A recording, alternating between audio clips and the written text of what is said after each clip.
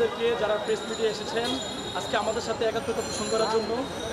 আমাদেরকে আপনারা যেটা জিজ্ঞেস করেছিলেন যে আমাদেরকে এমপিও শূন্য পদে নিয়োগ হয়েছে কিনা, হ্যাঁ অবশ্যই আমাদেরকে সার্কুলার মাধ্যমে এবং নিয়োগের মাধ্যমে আমাদের শূন্যপদ ছিল এবং সেই পদের প্রেক্ষিতে আমরা বিভিন্ন পরীক্ষা ফেস করে তারপরে কিন্তু আমরা এই শূন্যপদে জয়েন করেছি।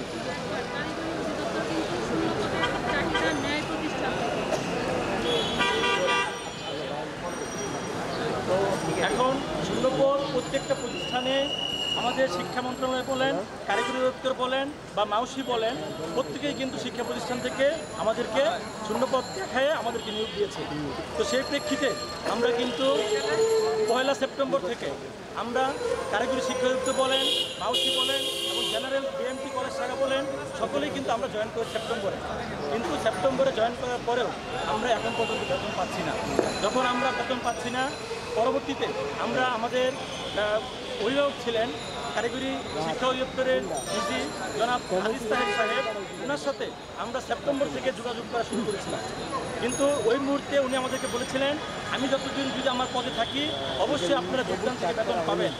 এটা আজিজ তাহের সাহেব আমাদেরকে চূড়ান্তভাবে আমাদেরকে ফয়সালা দিয়েছিলেন এবং উনি বলেছিলেন আপনারা আমাদের একটা স্মারকলিপি দিয়ে যান, আমরা এটার একটা সমাধান নিয়ে আসবো। পরবর্তীতে যখন প্রথমে একটা স্মারকলিপি দিলাম কিন্তু উনি আমাদের কোনো রেসপন্স করেন নাই। দ্বিতীয়ত যখন আবার অক্টোবরে একটা স্মারকলিপি দিয়ে আসতে যায় তখন উনি বলেছিলেন যে আমরা আপনাদের এই দাবি দেওয়া নিয়ে যে একটা সংস্কারের বিষয় বা নিয়ম নীতিমালা চেঞ্জ করা দরকার সেটা আমরা শিক্ষা মন্ত্রণালয়ে পাঠিয়েছি। সেই অবস্থা থেকে যদি শিক্ষা মন্ত্রণালয় থেকে আমাদেরকে ইয়েস বলে তাহলে আমরা আপনাদেরকে যোগদান থেকে বেতন দিয়ে দেবো। কিন্তু পরবর্তীতে যতটুকু জানতে পেরেছি ভিতর দিক থেকে যে শিক্ষা মন্ত্রণালয় থেকে ডিডি সাহেব চিঠি পাঠানোর পরেও কোনো রেসপন্স করে নাই, ইয়েসও বলে নাই, নো বলে নাই। তার মানে এখানে আমরা দেখতে পাচ্ছি স্পষ্টভাবে শিক্ষা মন্ত্রণালয় আমাদের নিয়োগের ব্যাপারে এবং আমাদের বেতনের ব্যাপারে সম্পূর্ণ উদাসীনতা প্রকাশ করেছে, যেটা কোনো মতে আমার মতে কাম্য না।